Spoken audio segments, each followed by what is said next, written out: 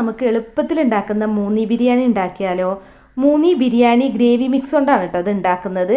മുറിക്കണ്ട, വയറ്റണ്ട, പച്ചക്കറികൾ വേണ്ട കേട്ടോ അത് ഉണ്ടാക്കാൻ. അതുപോലെ പെട്ടെന്നൊരു ഗസ്റ്റ് വന്നാൽ നമുക്ക് ബിരിയാണി ഉണ്ടാക്കി സമയം കളയേണ്ട ആവശ്യമില്ല. 5 മിനിറ്റ് കൊണ്ട് ഇത് ഉണ്ടാക്കിയെടുക്കാം. അപ്പോൾ അതിന് വേണ്ടിയിട്ട് ഞാനിപ്പോൾ 1 കിലോ ചിക്കനാണ് എടുത്തിട്ടുള്ളത്. അപ്പോൾ ചിക്കനിലേക്ക് ആവശ്യത്തിനുള്ള ഉപ്പ് ഇട്ട് കൊടുക്കുക. പിന്നെ 1 ടീസ്പൂൺ മഞ്ഞൾപ്പൊടി ഇട്ട് കൊടുക്കുന്നുണ്ട്. പിന്നെ അടുത്തതായിട്ട് 1 ടേബിൾ സ്പൂൺ മുളക് പൊടിയാണ് ഇട്ട് കൊടുക്കുന്നത്. പിന്നെ നാരങ്ങ നീരോ അല്ലെങ്കിൽ വിനാഗിരിയോ 1 ടേബിൾ സ്പൂൺ ചേർക്കുക. അപ്പോൾ നമ്മൾ ചിക്കൻ ഫ്രൈ ചെയ്തിട്ടാണ് കേട്ടോ ബിരിയാണി ഉണ്ടാക്കുന്നത്. അപ്പോൾ അതിന് വേണ്ടിയിട്ട് ഇതൊന്ന് മിക്സ് ചെയ്ത് മാരിനേറ്റ് ചെയ്ത് കുറച്ച് സമയം ഒന്ന് മാറ്റി വെക്കുന്നുണ്ട്. ചിക്കൻ ഫ്രൈ ചെയ്യാതെ ഈ മസാല ഉപയോഗിച്ച് നമുക്ക് ബിരിയാണി ഉണ്ടാക്കാം. അപ്പോൾ ഇതൊരു സൈഡിലോട്ട് മാറ്റി വെക്കാം. ഇനി നമ്മൾ നെയ്ച്ചോറ് ഉണ്ടാക്കിയിട്ടാണ് കേട്ടോ ബിരിയാണി ഉണ്ടാക്കുന്നത്. അപ്പോൾ അതിന് വേണ്ടി ഒരു കടായി ചൂടാക്കിയിട്ട് അതിലോട്ട് 2-3 ടേബിൾ സ്പൂൺ നെയ്യ് ചേർക്കുക. നെയ്ച്ചോറില്ലാതെ നമ്മൾ സാധാരണ ബിരിയാണി അരി ഊറ്റിയെടുത്തിട്ട് ഉണ്ടാക്കാം കേട്ടോ. പിന്നെ ഇതിലേക്ക് 1 ക്യാരറ്റ് ചെറുതായി കട്ട് ചെയ്തതാണ് ചേർക്കുന്നത്. പിന്നെ ഞാനിതിലേക്ക് ഏലക്ക, ഗ്രാമ്പൂ, പട്ടയൊന്നും ചേർക്കുന്നില്ല. കാരണം നമ്മുടെ മൂനി ബിരിയാണി ഗ്രേവി മിക്സ് ഉണ്ടല്ലോ അതിൽ തന്നെ അത്യാവശ്യം നല്ല ഗരം മസാലയുടെ ഫ്ലേവർ ഉണ്ട്. അപ്പോൾ അതിൻ്റെ ആവശ്യമില്ല. അതുകൊണ്ടാണ് ഞാനിപ്പോൾ റൈസിലോട്ട് ചേർക്കാത്തത് കേട്ടോ. 1 കപ്പ് അരി എടുക്കുമ്പോൾ 1.25 കപ്പ് എന്ന രീതിയിലാണ് വെള്ളം എടുക്കേണ്ടത്. അപ്പോൾ അതുകൊണ്ട് ഞാൻ ഇതിലേക്ക് 7 കപ്പ് വെള്ളം ഒഴിച്ചിട്ടുണ്ട്. 4 കപ്പ് അരിയാണ് എടുക്കുന്നത്. എന്നിട്ട് ആവശ്യത്തിനുള്ള ഉപ്പും കൂടി ഇട്ട് കൊടുക്കുക. ഇനി വെള്ളം നല്ല പോലെ തിളക്കുന്നതിന് വേണ്ടിയിട്ടൊന്ന് വെയിറ്റ് ചെയ്യാം. അപ്പോൾ വെള്ളമൊക്കെ നന്നായിട്ട് തിളച്ച് വന്നിട്ടുണ്ട്, കണ്ടില്ലേ? ഇനി നമ്മൾ കഴുകി വൃത്തിയാക്കി വെള്ളമൊക്കെ വാർത്ത് കളഞ്ഞിട്ടുള്ള ബിരിയാണി അരി ഇതിലേക്ക് ഇട്ട് കൊടുക്കുക. ഞാനിപ്പോൾ 4 കപ്പ് അരിയാണ് കേട്ടോ എടുത്തിട്ടുള്ളത്. ഇത് ഫിർദൗസിൻ്റെ ബിരിയാണി അരിയാണ്. നമുക്ക് ഏത് അരി വേണമെങ്കിലും ഏത് ബിരിയാണി അരി എടുക്കാം കേട്ടോ. അപ്പോൾ വെള്ളം നല്ലപോലെ വാർത്ത് കളഞ്ഞിട്ട് വേണം ഇതിലേക്ക് ഇട്ട് കൊടുക്കാൻ. കാരണം നമ്മൾ വറ്റിച്ചെടുക്കുകയാണ് ചെയ്യുന്നത്, അല്ലാതെ വെള്ളത്തോട് കൂടി ഇട്ട് കൊടുക്കരുത്. അപ്പോൾ വെള്ളം അധികമാവാൻ സാധ്യത ഉണ്ട്.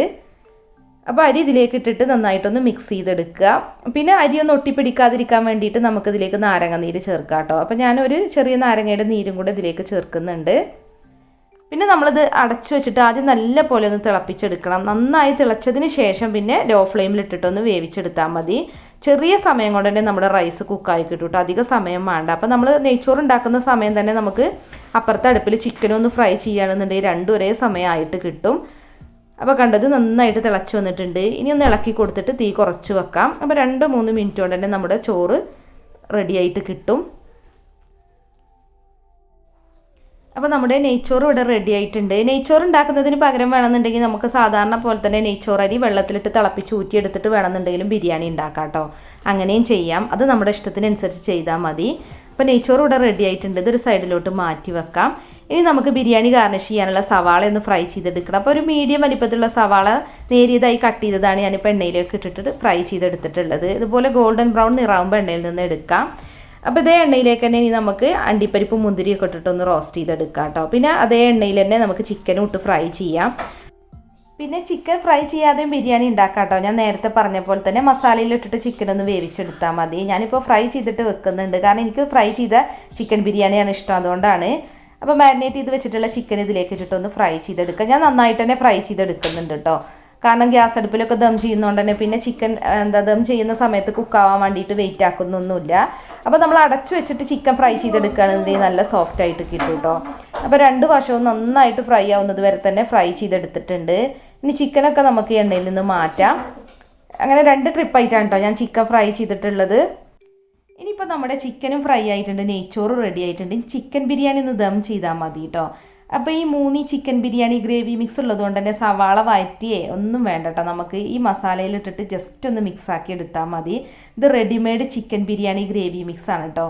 അപ്പോൾ ഇതുകൊണ്ട് ബിരിയാണി ഉണ്ടാക്കി കഴിഞ്ഞാൽ നമുക്ക് നല്ല ടേസ്റ്റ് ആയിട്ട് ബിരിയാണി കിട്ടുന്നുണ്ട്. പിന്നെ സമയവും ലാഭാട്ടോ. മറ്റത് സവാള അരിയണം, വഴറ്റണം. ഇതാവുമ്പോൾ അതൊന്നും വേണ്ട. അപ്പോൾ നമുക്കിത് പൊട്ടിച്ചിട്ട് ഒരു കടായിലേക്ക് ഇട്ട് കൊടുക്കാം. കണ്ടില്ലേ, നല്ല മസാലയാണ്. ഇതിൽ തന്നെ എല്ലാ മസാലയും ഉണ്ട് കേട്ടോ. ബിരിയാണിക്കുള്ള സവാളയും തക്കാളി എല്ലാ നമ്മൾ ബിരിയാണിക്ക് ഉണ്ടാക്കുന്ന മസാലയിലുള്ള എല്ലാ ഇൻഗ്രീഡിയൻസും അതിലും ഉണ്ട്. അപ്പോൾ ചിക്കൻ ഫ്രൈ ചെയ്തതിൽ നിന്ന് ഞാൻ 2 ടേബിൾ സ്പൂൺ ഓയിൽ ഒരു കടായിലോട്ട് മാറ്റിയിട്ടുണ്ട്. അപ്പോൾ അതിലേക്ക് ഇനി നമുക്ക് ഈ മൂനി ബിരിയാണി ഗ്രേവി മിക്സ് ഇട്ട് കൊടുക്കാം. നമ്മൾ ഏത് പാത്രത്തിലാണോ ബിരിയാണി ദം ചെയ്യാൻ ഉദ്ദേശിക്കുന്നത് അതിലേക്കാണ് കേട്ടോ ഈ ബിരിയാണി മസാല ഇട്ട് കൊടുക്കേണ്ടത്. എന്നിട്ട് ജസ്റ്റ് ഒന്ന് മിക്സ് ചെയ്യുക. അപ്പോൾ നമ്മൾ ചിക്കൻ ഫ്രൈ ചെയ്ത ഓയിൽ ഇതിലേക്ക് ചേർക്കണമെന്നൊന്നുമില്ല. ഞാൻ വെറുതെ കുറച്ച് ചേർത്തുന്നേ ഉള്ളൂ. എന്നിട്ട് നന്നായിട്ട് ആ എണ്ണയിലിട്ടൊന്ന് വഴറ്റി എടുത്തിട്ടുണ്ട്. ജസ്റ്റ് ഒന്ന് വഴറ്റിയാൽ മതി. പിന്നെ നമ്മൾ ഫ്രൈ ചെയ്തിട്ടുള്ള ചിക്കനും കൂടെ ഇതിലേക്ക് ഇട്ട് കൊടുക്കുക. എന്നിട്ടൊന്ന് മിക്സ് ആക്കി എടുക്കുക. ഇനി ഈ മസാലയുടെ ഫ്ലേവറിൽ ചിക്കനിലേക്ക് കയറണം എന്നുണ്ടെങ്കിൽ നമുക്ക് ജസ്റ്റ് ഇതൊന്ന് അടച്ചു വെക്കാം കേട്ടോ. എന്നിട്ട് 1-2 മിനിറ്റൊക്കെ ഒന്ന് വെയിറ്റ് ചെയ്യാം. വേണമെന്നുണ്ടെങ്കിൽ മാത്രം ചെയ്താൽ മതി. അപ്പോൾ ഞാൻ എന്താണെങ്കിലും 1 മിനിറ്റ് ഇതൊന്ന് അടച്ചു വെച്ചിട്ട് ലോ ഫ്ലെയിമിൽ ഇടുന്നുണ്ട്. കണ്ടോ, അപ്പോൾ ബിരിയാണീൻ്റെ മസാലയും ചിക്കനും നന്നായിട്ട് മിക്സ് ആയിട്ടുണ്ട്. ഇനി ദം ചെയ്യാൻ വേണ്ടിയിട്ട് ഇതിലേക്ക് കുറച്ച് മല്ലിയിലയും പുതിനയിലയും കട്ട് ചെയ്തത് ഇട്ട് കൊടുക്കുക. പിന്നെ നമ്മൾ ഉണ്ടാക്കി വെച്ചിട്ടുള്ള നെയ്ച്ചോറുണ്ടല്ലോ അത് ഇതിൻ്റെ മുകളിലേക്ക് ഇട്ട് കൊടുക്കുക. 2 ലെയറായിട്ടാണ് ഞാൻ ദം ചെയ്യുന്നത്. അപ്പോൾ കുറച്ച് ഇട്ട് കൊടുത്തിട്ട് പിന്നെ നമുക്കിതിലേക്ക് കുറച്ചും കൂടി ചെറുതായി കട്ട് ചെയ്ത മല്ലിയിലയും പുതിനയിലയും ഇട്ട് കൊടുക്കാം. പിന്നെ ഫ്രൈ ചെയ്തിട്ടുള്ള അണ്ടിപ്പരിപ്പ്, മുന്തിരി, സവാള ഇട്ട് കൊടുക്കാം.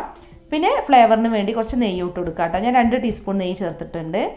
വീണ്ടും നമ്മളിതിൻ്റെ മുകളിലേക്ക് നെയ്ച്ചോറ് തന്നെ ഇട്ട് കൊടുക്കുക.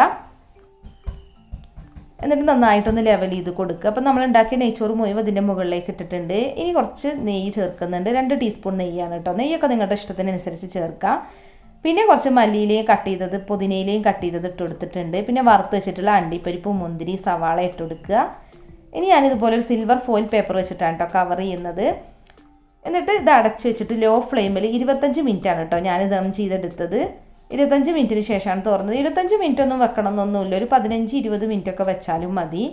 അപ്പോൾ 25 മിനിറ്റിന് ശേഷം ഫ്ലെയിം ഓഫ് ചെയ്തിട്ട് ഇത് തുറക്കുകയാണ്. കണ്ടില്ലേ, നമ്മുടെ ബിരിയാണി നല്ല അടിപൊളിയായിട്ട് ദമ്മായി കിട്ടിയിട്ടുണ്ട് കേട്ടോ. നിങ്ങൾക്ക് കണ്ടപ്പോൾ തന്നെ മനസ്സിലായിട്ടുണ്ടാവും നല്ല അടിപൊളിയായി കിട്ടിയിട്ടുണ്ട് എന്ന്. അപ്പോൾ നമുക്ക് ജസ്റ്റ് ഇതൊന്ന് മിക്സ് ചെയ്ത് കൊടുക്കാം. ചിക്കനും മസാലയൊക്കെ അടിയിലാണല്ലോ, അപ്പോൾ ജസ്റ്റ് ഒന്ന് മിക്സ് ആക്കി എടുക്കുക. കണ്ടോ, നമ്മുടെ ചിക്കനൊന്നും അടിയിലൊന്നും പിടിച്ചിട്ടില്ല കേട്ടോ. നല്ല പെർഫെക്റ്റ് ആയിട്ട് തന്നെ കിട്ടിയിട്ടുണ്ട്.